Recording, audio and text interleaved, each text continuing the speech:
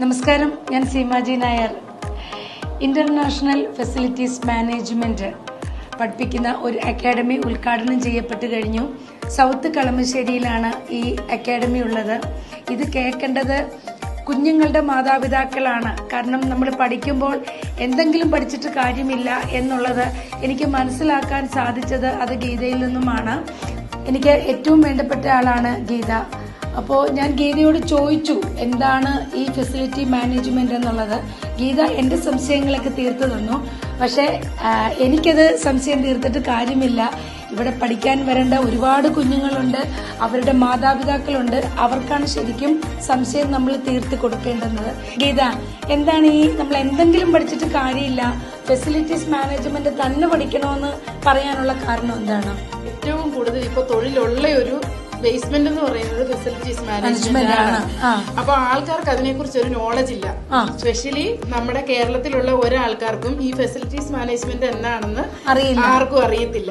അപ്പൊ ഞങ്ങൾക്ക് അതിനെക്കുറിച്ച് കൂടുതൽ ബോധ്യമായത് ഞങ്ങൾക്ക് ഫെസിലിറ്റീസ് മാനേജ്മെന്റിന്റെ കമ്പനി ദുബായിൽ ഉണ്ടായിരുന്നപ്പം കൂടുതലും കേരളത്തിൽ നിന്ന് വരുന്ന ഒരാൾക്കും തന്നെ അതിനെക്കുറിച്ച് ഒരു വലിയ നോളജ് ഇല്ല. അവര് പിന്നെ 5 വർഷം 10 വർഷമോ ഒക്കെ ഫെസിലിറ്റീസ് മാനേജ്മെന്റ് കമ്പനികളിലോ റിയൽ എസ്റ്റേറ്റിലോ ഒക്കെ വർക്ക് ചെയ്ത് റിയൽ എസ്റ്റേറ്റ് ഓഫീസിലൊക്കെ വർക്ക് ചെയ്തിട്ടാണ് പിന്നീട് അവിടെ നിന്നാണ് അവർ വളർന്നു വരുന്നത്.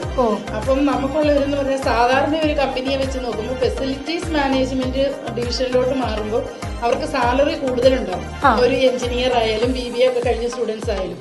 അപ്പം നമുക്ക് ഫെസിലിറ്റീസ് മാനേജ്മെന്റ് ആണ് പഠിക്കുന്നതെങ്കിൽ അവർക്ക് ഒന്ന് അവരുടെ കരിയർ ഗ്രോത്ത് ഉണ്ട്, രണ്ടാമത് അവർക്ക് സാലറി ഫൈനാൻഷ്യലി അവർ സെറ്റപ്പ് ആയി. അപ്പോൾ നമ്മൾ എടുത്തൊരു തീരുമാനമാണ് നമ്മൾ ഈ പിള്ളേരെ എല്ലാം ഇവിടുന്ന് പഠിപ്പിച്ചിട്ട് അങ്ങോട്ട് വിടും.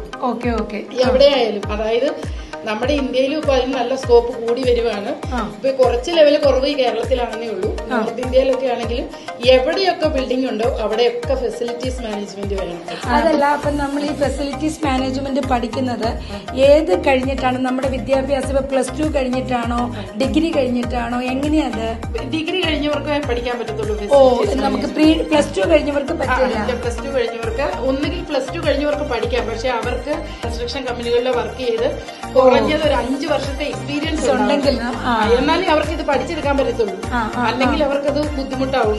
ഡിഗ്രി, ബേസിക് ഡിഗ്രി വേണം. ഡിഗ്രി ഉണ്ടെങ്കിൽ മാത്രമേ നമുക്ക് പഠിക്കാൻ പറ്റുള്ളൂ. അത് മാത്രമല്ല, ഫെസിലിറ്റീസ് മാനേജ്മെന്റ് എന്ന് പറഞ്ഞു കഴിഞ്ഞാൽ ഹോസ്പിറ്റലുകളിലുണ്ട്, ഹോട്ടലുകളിലുണ്ട്, ഈവൻ ഷിപ്പിലുണ്ട്, ബിൽഡിങ്ങിലുണ്ട്, എല്ലായിടത്തും ഫെസിലിറ്റീസ് മാനേജ്മെന്റ് ഉണ്ട്. പക്ഷെ കേരളത്തിലുള്ളവർക്ക് അതിനെക്കുറിച്ചുള്ള അറിവ് വളരെ കുറവാണ്. അവർ ഏത് വെബ്സൈറ്റിൽ ചെക്ക് ചെയ്താലും ഒക്കെ ഗ്ലോബൽ വേക്കൻസീസ് ഒരു 70% മുകളിൽ കിടക്കുന്ന അവർക്ക് തന്നെ സ്വന്തമായിട്ട് ഫൈൻഡ് ഔട്ട് ചെയ്യാം എവിടെയൊക്കെ വേക്കൻസീസ് ഉണ്ടെന്നുള്ളത്. കാരണം ഇനിയുള്ള കാലത്തേക്ക് കൺസ്ട്രക്ഷൻ കുറവായിരിക്കും. ഉള്ള ബിൽഡിങ്ങുകൾ മെയിന്റനൻസ് ആണ് കൂടുതൽ ചെയ്തുകൊണ്ടിരിക്കുന്നത്.